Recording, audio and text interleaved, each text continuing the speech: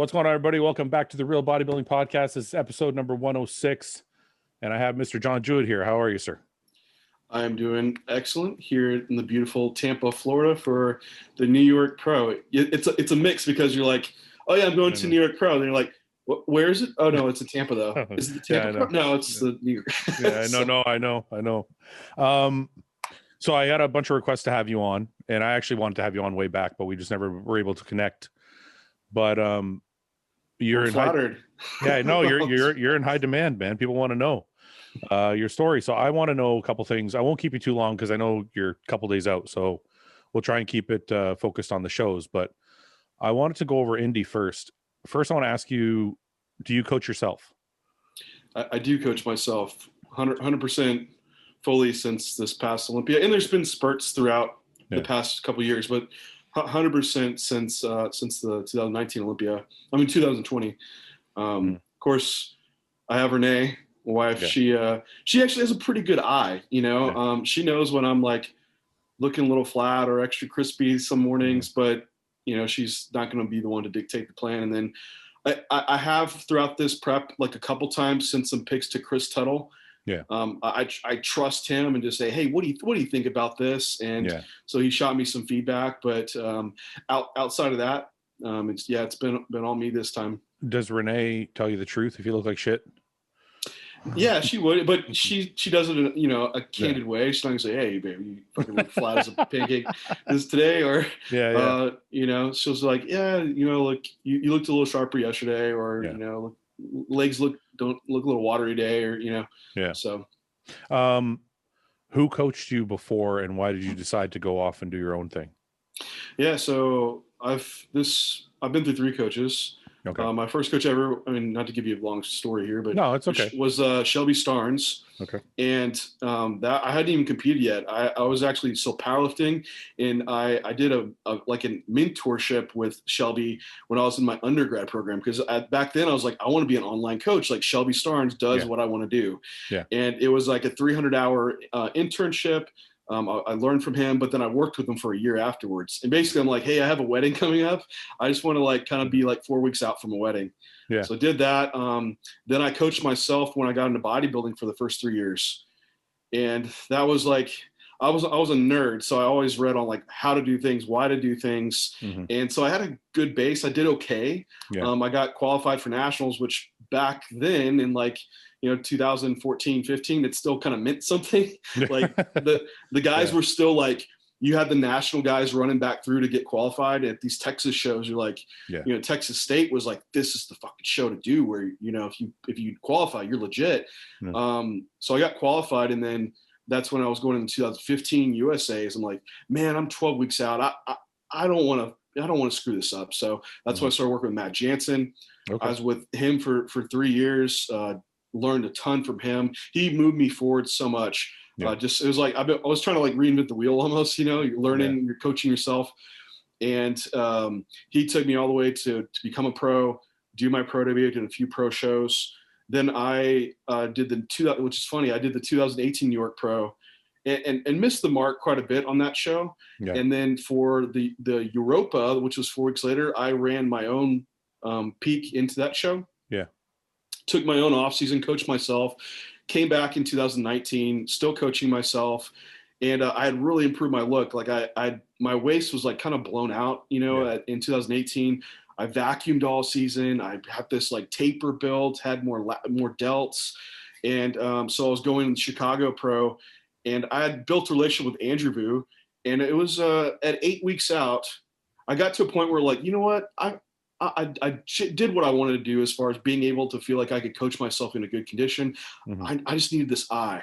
Mm-hmm. And so it started working with Andrew, and it was this great collaboration where I could toss ideas around, and he basically hey, your plan's working well. Let's just kind of guide this into the show. Sure. And Vu took me from Chicago to Tampa, winning Tampa, and into the 2019 Olympia, where that was probably the best shape that I've been in and nailing the peaks for those shows. Mm-hmm. And Vu was really good at definitely the last week, and having the eye and not getting so caught up on these objective things you can look at, just kind of like going off how you look. And like he had 5 guys at Tampa and they all had different peaks going on. Like this guy had no water. This guy had, 3 gallons. This person had diuretics. This person didn't. So it's like, man, this is really personalized, catered to what the person needs.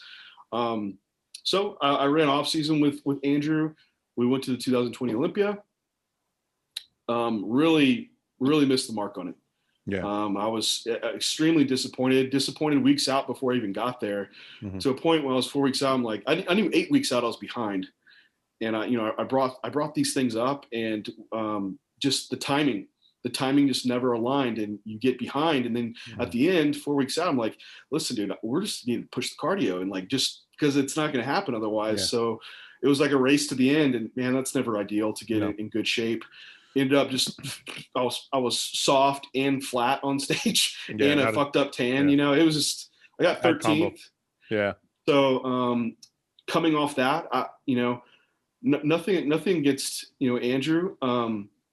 I knew coaching myself, I'm so meticulous, and I had built what I needed out of Andrew's like peak week, what I had gained from him. Sure. That piece of it, I was just I was worried that I wouldn't be objective and take emotion out. Yeah. And now I just completely can. So I knew I had all the tool sets to be so meticulous and detailed where I can monitor myself all the way in. And my goal of going to Indy was to hit one right off the bat for the year, get some redemption off the Olympia, because man, that hurt. It really did. I question even walking out on stage like that. Just would you rather not even show up to not have that on your record? At 13th, like who even fucking remembers you? So it's like, well, okay, they usually don't remember that. They just remember more so, I think people remember like how you made them feel, and what leading the journey up to the show. So I have a lot of great people that support me, but I couldn't have that for my own self. Like I wanted to come to Indy. I was relatively lean. I could hold it and just bring something nasty that I hold to my standard. It was more about myself than also from a coaching aspect, that I can coach myself to like the highest level possible and reach that condition. You have some really good teachers. I'm not totally familiar with Andrew, other than obviously I know he trains Hunter. I know he trains a whole bunch of people, but Hunter is the most notable guy I know. But he used to. Oh, he doesn't work with Hunter anymore? No, now Hunter works with Brian. His workout partner, Brian. Oh, okay. I didn't know that. Truly, something like that. Yeah. Okay. So, but I mean, with Matt and Shelby, I mean, there's a lot of a lot of learning to be had there. Yeah. Yeah. So you decide to go off on your own. And the one thing actually I caught out of everything you just said was the vacuum situation. So I didn't know you had a blown out stomach. I mean, it wasn't like terrible, but it wasn't going the way you wanted it to go. My poses on stage was like a flat abdomen, and it was work to keep it flat. And the detail wasn't there, So I can, and this is probably this is personal because I have my own stomach issues. So, but I'm sure there's a lot of other guys out there that are curious. When you say you vacuumed all year, you're talking like through the whole off season and everything. Yeah, the off season, I was determined, man. It was every morning, wake up, fasted, I would do 10 sets. So blow all my air out, vacuum, hold as long as I could. Then I would go back down into like a most muscular pose, so I could kind of like have that same practice you would on stage. Yeah. But eventually I like got that connection with it to where I could finally pull it up, and it's like I just never had that. And it took a lot of practice. And finally I nailed it one day. I was like, holy shit, like it's like that's the frustrating thing for me. I've never had that. Everybody talks about that connection where they just all of a sudden could feel it. I think as much as I've practiced, I'm still in the phase where I'm trying to force it. Yeah. You know what I'm talking about? When you don't really know how to do it, you're still trying to muscle it right in, and I just can't get that connection. So I guess it's just something I'm going to have to keep practicing, because I've never done it for like a whole off season. I when I had the best was like laying on the floor. I think that's the best like starting position, because I would do the same thing. It was like this muscle to like pull in, and it would just get flat. But I finally had to find this way to like relax my like rectus abdominis, and then it's like this other muscle that pulls it in. And it's so hard to describe it. Like, how do you describe contracting that muscle? It's not like you can, you're training someone, you poke the rear delta, you're like, squeeze that. You're like, okay, I got it. Well, it's counterintuitive, because you actually have to, like, I know I have made the connect. I shouldn't have made I have made the connection, but I'm never able to stand up and do it, or like do it while posing. I've made the connection while laying down, but it's also confusing because it's like the opposite of flexing. You're actually almost relaxing into it. So it's hard. It's goes against everything we're taught like the whole time. So yeah. But I guess it's just something I have to keep on practicing anyway. Leading into Indy, you said you coached yourself. You were ready. Like, man, I remember seeing your photos as you were getting ready. Like, it looked like you were ready like 6 weeks out. Like, I mean, maybe not to the level you want it to be, but I mean, you were there like 5-6 weeks out. Was that planned? Did you want to be ready that early? Yeah. So back when I did like 2019, Chicago, I was pretty on, but I was flat. But then I got conditioned into Tampa, and then I could feed into the show. When you're able to raise food, you increase, energy expenditure, your training gets better. You just start moving more, which there's probably some metabolic, opposite adaptations that occur too. Then all of a sudden you can your fatigue drops off, your sleep improves, like everything improves. And then you get this extra hard look that comes about. So that's kind of what I wanted to emulate, which I think getting ready early, like you have people that like race into a show, then it's like their second show they're their best at, right? Because they can increase food and everything. Well, it's like, that's really what we should be going into these shows. It just doesn't happen often because we miss the timing. And that's like the crucial aspect to all this. So coming off the 2020 Olympia, obviously I'm 212, so I don't quite need this long off season, but I did, I brought body weight up. I was like, okay, I'm going to, bring body weight up to around 222, 223, stay around this like 10% body fat ish area to where I could diet in 12 weeks. And I ended up being like 6 weeks. I was good. Then from 6 to 3 weeks out is when I brought that weight down from like 208 to 204. And that's when it was like, holy shit, this is when like the hams are clawed out, the glutes are ripped out. And it's like that little weight difference of that push was huge. And then I could back off for 3 weeks out when I was truly contest lean, because in pics you're like, oh yeah, you look, look ready. But to really, really be like a next level conditioning, it takes those extra few weeks of just staying there, sitting there, and just slowly scraping off some body fat. It's not going to be, it's not going to be this like these big 3-pound drop offs to get stage lean. It's like every week it was like just a little bit coming off. So you don't seem like a food guy. Are you a food guy or you don't care? No, hunger doesn't bother me. Like I'll take food really low, and also prepping myself, I can manage my hunger really well. So I can move foods around, switch food sources out. So I think it's so retarded when we see these plans that are like, oh yeah, you're going to eat chicken and white rice. Like, you know how fucking hungry you are after you eat white rice? It's like, 50 grams of this vegetable. Like, why are we eating this shit? Like when you're so hungry. So most of prep, I'll have oats like for every single meal. And then I started transitioning some of these oats to pumpkin as well. So I'll do oats and pumpkin, which people are like, what are you eating on fucking prep, right? But the food volume's big. They increase the fiber amount, and it's, as long as you're like bloating and gas is within reason, it's not causing issues. I think we should be looking for food sources to manage hunger so you can take those calorie levels at a more comfortable level down. And your perception of prep is so much easier. Like preps are so much easier than they used to be. Like getting hungry, waking up with hunger, like you should manage your clients better if they're waking up with hunger, because sleep is so important. So those are the kinds of things that I put in place, like for myself. It's crazy you said that, because throughout my whole career, I mean, John Meadows coached me for most of the last, 5, 6, 7 years. and John also, he enables me to mix around some foods here and there. But this last prep I did, which wasn't really a prep for a show, it was kind of just a transformation. So there wasn't the pressure of a show. So I was able to I used John as an eye, and I was kind of doing my own thing. And I kind of did the same thing you were doing. I'm like, you know what? I like oats. It's not like a super high calorie food. Like it's not a lot of carbs. You know what I mean? Like 1 cup is like what, like 60 grams of carbs. Like it's nothing, right? So I was doing a lot of oatmeal and stuff, and I felt better. I just felt like I was more full all the time. And John didn't care. He's like, it's fine, whatever, as long as the carbs match up and all that. So it's weird. I think we have this perception of prep that it has to be really, really difficult, or else we're not doing it. We're not doing it right. You better suffer, right? Yeah. So but you're not like an if it fits your macros kind of guy, are you? Like, are you? I don't go to that extreme. Like I'll have like some foods and I think this is for the most case for a lot of people, you have like, a little group of foods that you might rotate through. I think that's the application. Where it gets extreme is like where every meal is different. And so I think some people do poorly with it. Like it's too food focused. Like you get obsessed. It's like every meal is like this elaborate creation. On prep, I wouldn't do that with clients either, because you also need to be able to monitor for consistency, right? And they're like, oh, my digestion, I don't know, I'm bloated and I can't go to the bathroom. Like, well, what are you eating? It's like, it's different every day. It's different like, every day. I don't know. We can't work with that. So I don't go to that extreme. Like I do have macros in place and I'll move some things around, but for the most part, it's pretty consistent. Yeah, I feel the same way. Like when people ask me if it fits your macros, I'm like, within a group of like 7 or 8 foods. You know what I mean? Like those are my 7 or 8 foods. I might switch chicken and steak. I might switch, some carbs here and there, but like it's all the same 6, 7, 8 foods.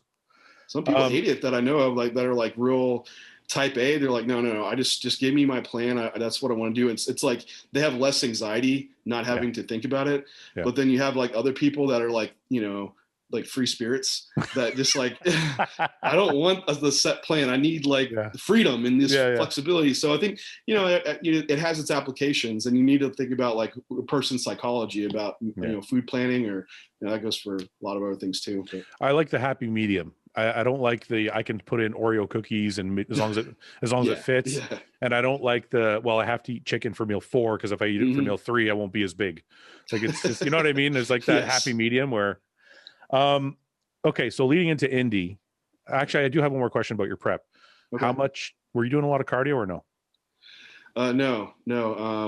The highest I do SNEAT in my step count. So what's SNEAT? Neat non-exercise activity. Neat. I'm sorry. You can't really. Okay. No, I thought you said SNEAT, and I'm like, SNEAT. Okay. Yeah. Let me make something up that's real secret now. It's secret neat. Yeah. No. I just do my daily step count. I work online coach, so I'm pretty sedentary off season. So I just continually increase steps throughout prep, super low taxing. And I'm a huge believer in that. Like in bodybuilding, our means for cardio is just energy expenditure with the least impedance to resistance training as possible, and managing fatigue. Okay. Can you explain that a little bit to me? So let's say at the peak of your cardio output, or your step output, or your expenditure, what does your day look like for those people who want to kind of follow something similar? Like, is it just walk when I can? Is it like walk 5 minutes here, 5 minutes there? Like, what is it? Yeah, well, so it does give me like good flexibility. So I'll have, when I start like off season, sometimes I'll only have 3,000 steps per day, which is, for anyone that does track this is nothing. This is like sitting at the computer all day, and then I go to the gym, and when I walk around the gym. The highest I get up to on this prep was 12,000 steps per day, which 2,000 steps is about a mile. So for me, if you're a short person, you're probably that's gonna be a lot, a lot less. Renee's like, she's 5'2". So like, how many steps you guys? Fucking working, following you around. But anyway, so that's like about 6 miles a day. Which for my body weight and everything, you're maybe 600 calories a day. Which you could crank that out on the Stairmaster, but it'd be a lot higher into effort level. But for how that looks routine wise, I do like it's almost like it's the happy medium of like if it fits your macros for cardio. I was just going to say that. And that's why I like it. It makes your you can manage your fatigue, true fatigue, and the perception of it. So I'll usually knock out like 25 minutes first thing fast in the morning on my actual treadmill, or I'll go outside. And about for every minute of cardio, it's about 100 steps. Okay. So do that. I'll have a meal 1, have meal 2. Before, when I get to the gym, I'll walk for 5 minutes. After the gym, I'll walk for 10 minutes. That's our 1,500 steps. It's so crazy for me. Yeah. Okay, go on. Sorry, go on. Yeah. So then, after my next meal, I'll go an outdoor walk. I'll do 25 minutes. If it's funny, man. Like if we microwave food, we'll just walk around the kitchen, just move. While it's microwaving. You think about on prep, like when people get fatigued, you just sit around more, right? You're like leaning on shit, and you're like, their NEAT goes down. And that's when you have like, you're dropping calories, you're raising the cardio. You're like, man, why are they not responding? It's because they're not fucking moving at all anymore. Maybe they went from 10,000 steps down to 3,000. That's like a 400 calorie difference. So this way I can at least monitor extra energy output. But even at the gym, like I'll do a set and I'll just walk around the gym. I look nuts. Like, and I keep a really mean mug at the gym because I don't want people to talk to me either.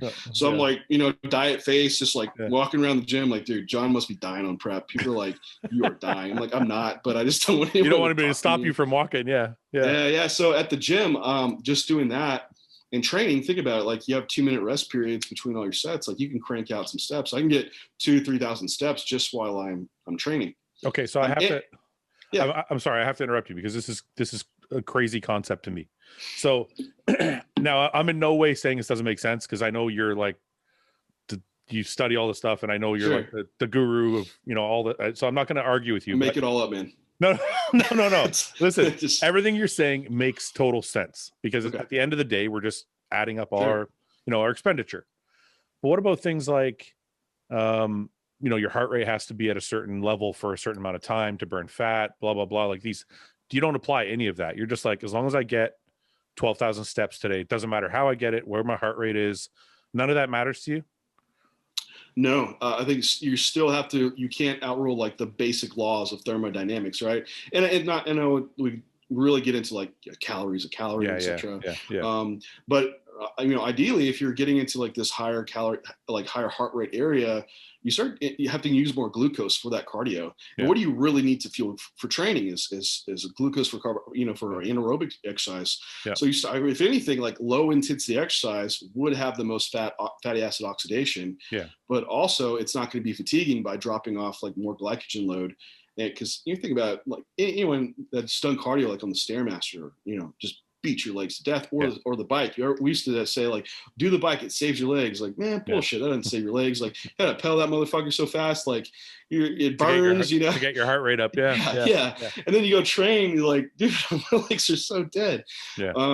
So yes, like absolutely, you would burn more calories for that shorter time duration. Does that have application? Sure. Like a lot of people don't have the lifestyle that I have to be able to go and walk like 6 miles at a low intensity per day.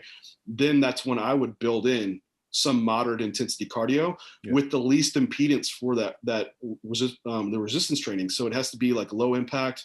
I think the elliptical would probably be my first choice, or even what I do an incline treadmill walk because incline treadmill walk, it's going to be a higher effort level.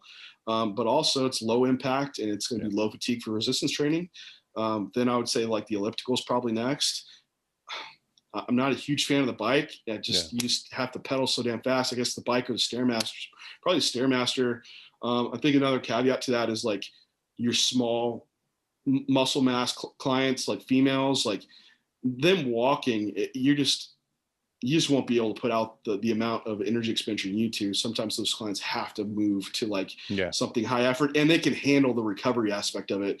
Like, a 240 pound bodybuilder on a Stairmaster, a lot different than like a 110 pound bikini competitor. They're not going to trash their legs out. They can recover faster. So you don't have to worry about so much fatigue from it like you would, So when it comes to let's say, the only time you're really worried about expenditure on a cardio machine is if somebody is limited for time.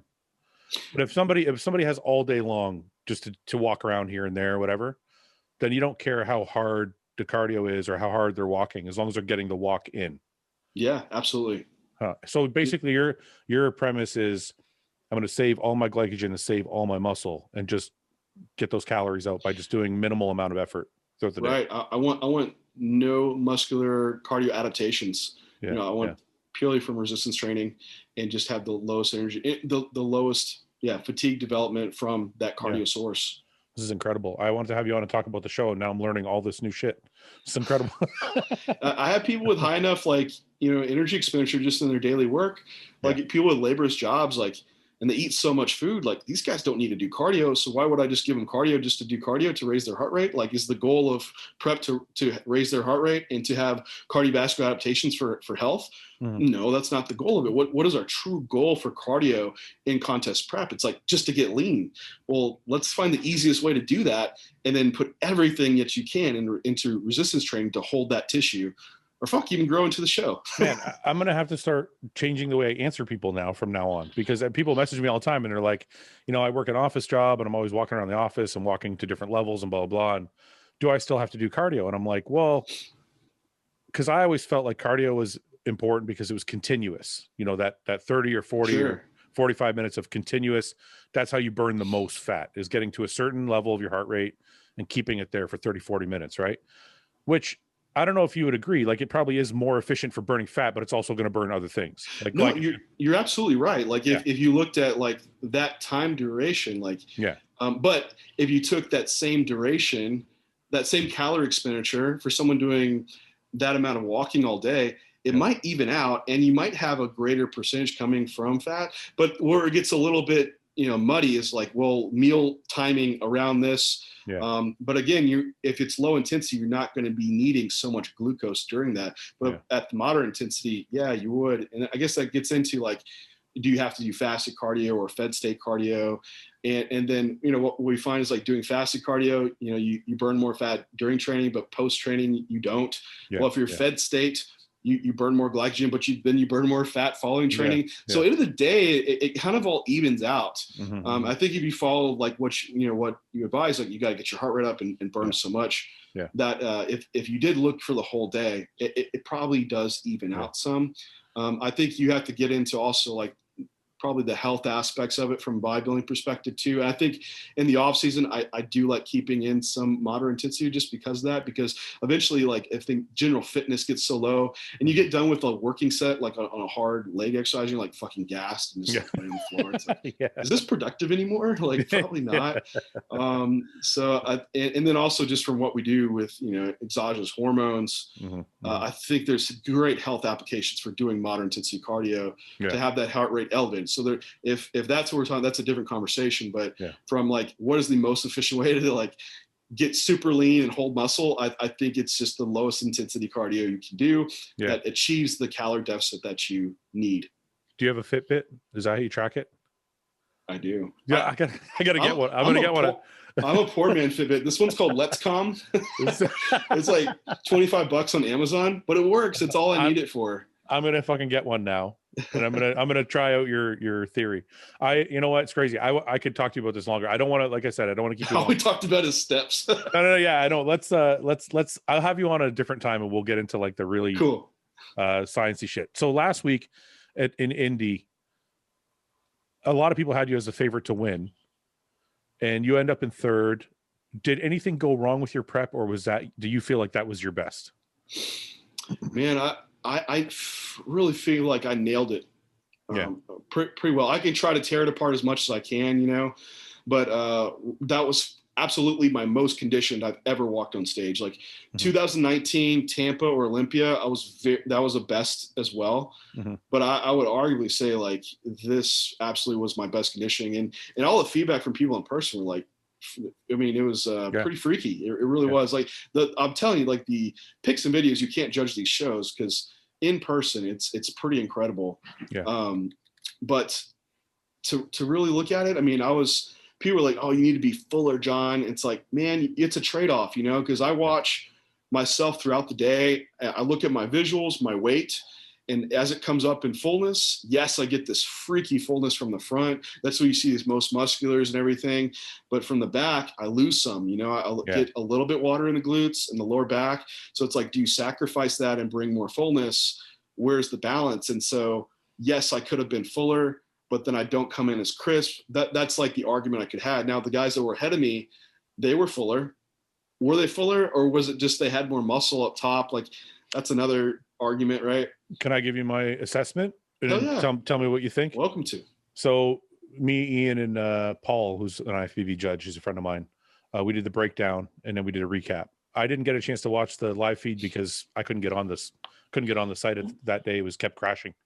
But after looking at the photos, and like I know photos are different, so sure, you can correct me if you think I'm wrong, but I don't feel like they had more muscle. I felt like exactly what you said. You traded the super crisp, dry look. They weren't as conditioned as you. I mean, they were conditioned, don't get me wrong, but I felt like you had that really dry, crisp look, and they didn't, but they were much fuller. So And then the reason I asked you about last week is it's kind of the same lineup. So I'm like, Yeah. going into this weekend, what do you think you're going to change, or if anything? Yeah, I mean, so that look was, I debate this all the time, but that look was pretty nailed. Yeah. I think I can come with more fullness, and it won't sacrifice that conditioning off the back as much. Okay. I think I was a little fuller for finals, and that look was pretty favorable. So I think that's what I will change, because it is the same lineups, because it's unlikely that in a week guys are going to come in with less body fat. Maybe they'll manipulate water different or something like that. But really we have this time to change with fullness. Yeah. And so that's like a tool. Like I knew these guys came full, I could come full. Now, another thing too, is that it's going to be a different judge panel. Like Steve was judging there. This is going to be Tyler, I believe. Okay. Which, that's everybody's going to judge differently. Yeah. So you just have to weigh that in. So I think I will come a little fuller, but and take that little bit of hit on the backside. I wonder if the hit that you're talking about is, I wonder drastic enough to. No, what I'm wondering is, like, I know we're always our worst critics. Yeah. So what you consider a hit, everybody else might look and go, "Holy shit, he's way fuller and just as hard." Like you may think it's softer, but maybe it's not, kind of thing. So I don't, like, it is, but maybe it's not noticeable enough for it to be a problem, I guess. That's what I'm wondering. I don't know if you saw the pics I posted today on IG with. Let me. I was I trained at Joe Bennett at his gym. Yeah. And I was like full blown, like really full. I was probably like 209. Well, I'm going to take those pics. I'm going to take a look. A lot of people that watch the podcast don't actually follow bodybuilding like hardcore. So okay. For anybody who doesn't know John yet, if you're not a avid follower of bodybuilding, this is John's Instagram page. If you want to follow him, it's John Jewett 3. Right on. And if you're listening on audio, it's John Jewett, Jewett, and the 3. These are I just looked at these and I was like, this is crazy.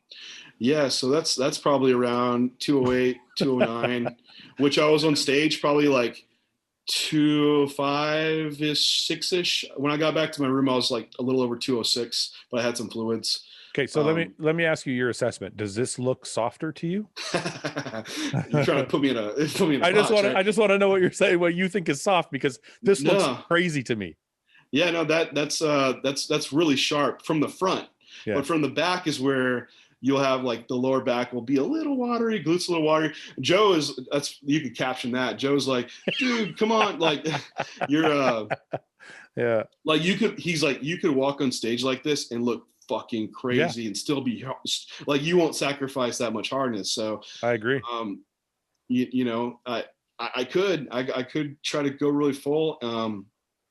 And I'm lean. I'm so lean. Like my glute caliper is real low. Like there's no fat back there, so I might hold a little bit of water. But even in this, like absolutely, I have glute lines all over. So like was this yesterday? That was yesterday night after my stupid flight. That I was training at like 11 p.m. last night. Dude, you look. I mean, this is a crazy look. Like, I don't know if other guys are seeing this, but it might be something to worry about for everybody else. I don't know. These are my fasted in the morning. So that's when I wake up. I'm like 204, 205. Yeah. And it is flatter, right? I mean, of course, I wake up first in the morning. Yeah, I can see that. Yeah, you can tell. And so I wouldn't go on stage like that. I'm pretty transparent with what I post. If you want to see, like, most people just post their gym photos that look badass. That was the day after my binging of, not binging, but sushi. I was just gonna ask you. Well, let's take a look at Indy first. We'll get to the food. So this is your look last week. Yeah. When you look at this, it's really hard. You know what, man? It's really, me and James had a bet. I thought Tonio was going to win only because he had a little more muscle. James had you winning because he thought you were much harder. So I'm like, so it was just a toss up, right? So when you look at this, what do you think? I want to know what you think when you look at these photos. Do you think you had this?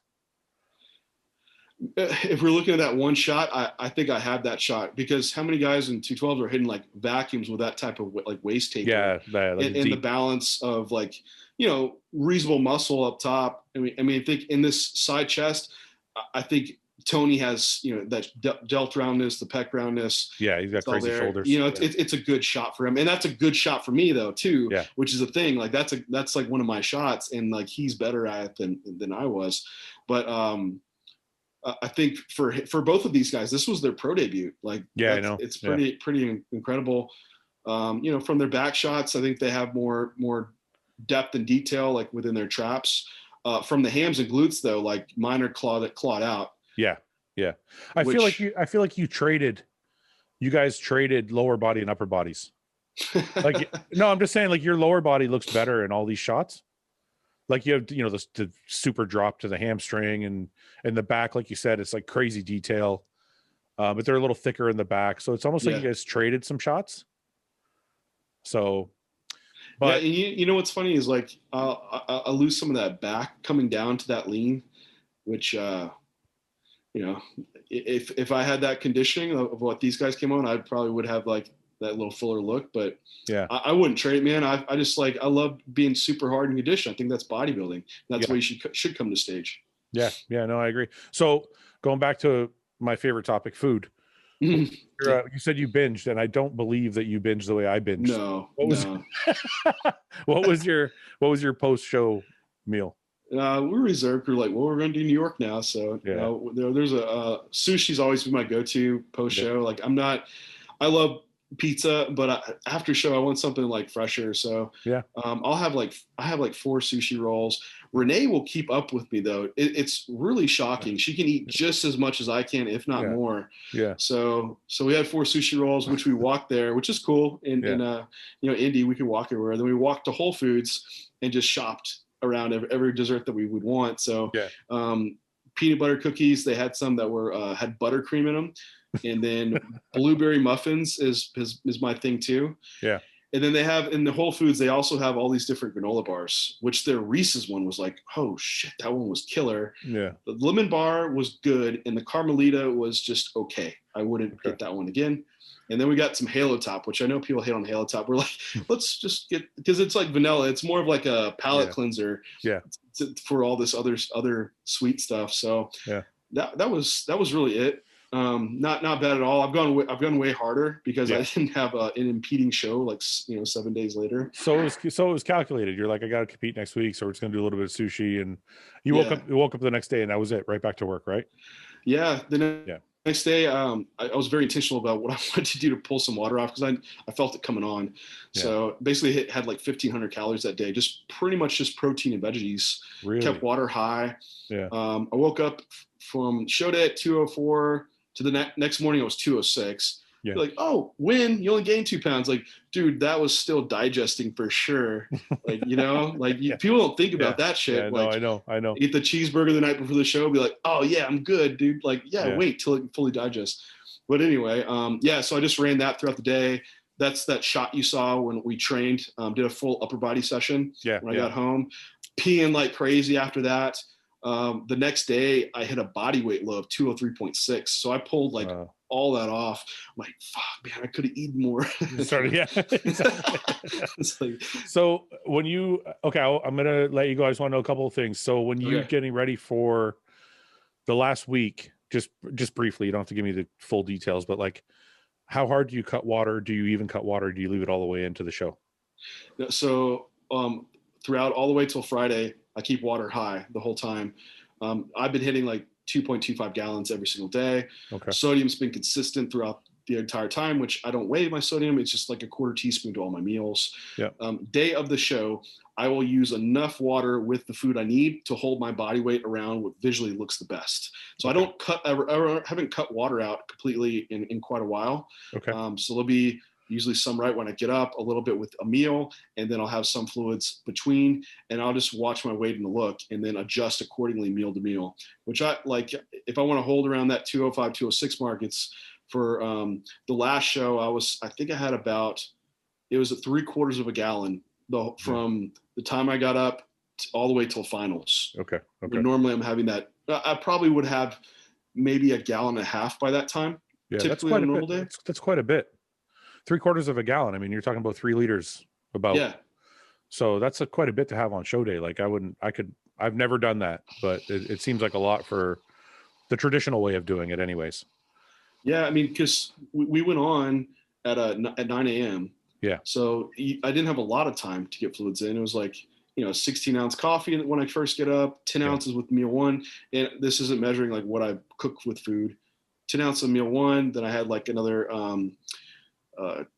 20 ounces. Then I had my next meal. Then I drank my next 20 ounces all the way up into the show. So I had a good amount, going into. So I just had my normal pre that I normally drink to the gym all the way up into when I was pumping up. It's amazing you're able to stay that dry. And you had a pre-workout, like you drank a pre-workout while you were pumping up?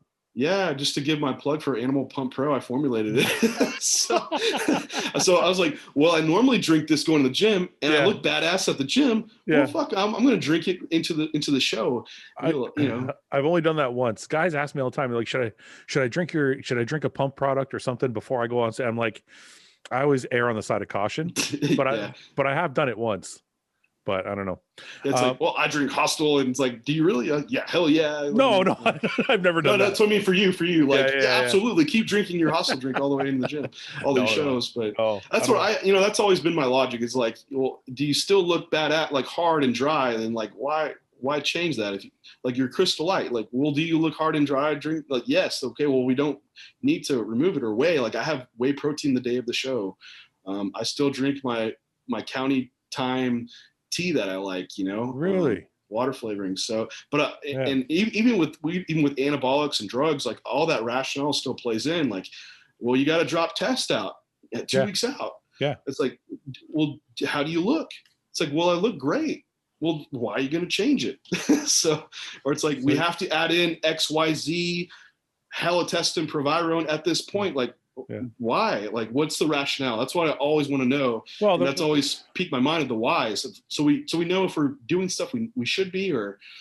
But there is rationale, and again, this is probably for a different episode. But because we're going to go down a rabbit hole. But that's an interesting conversation to have too. But that's interesting. So you kept basically everything from gear all the way to food to water, almost pretty much the same all the way through.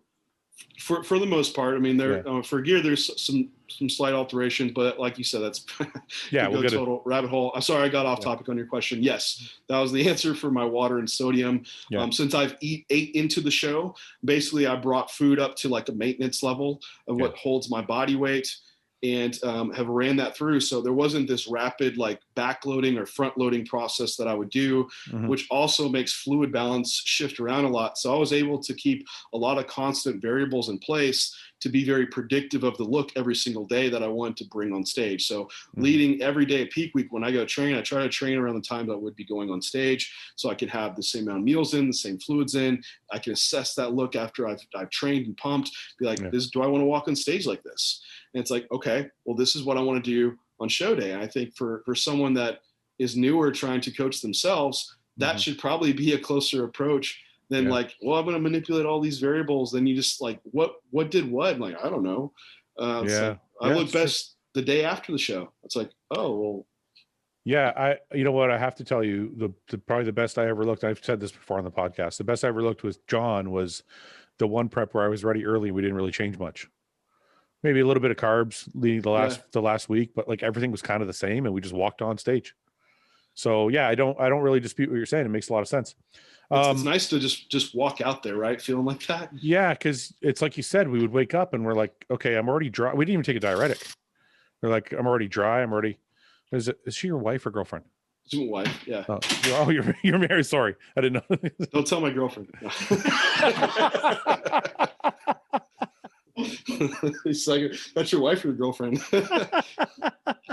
That's funny. Okay, so how important is New York?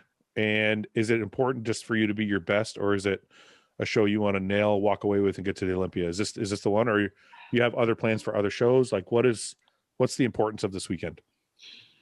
It would be huge as far as like qualifying for Olympia, because I'll be done after this year.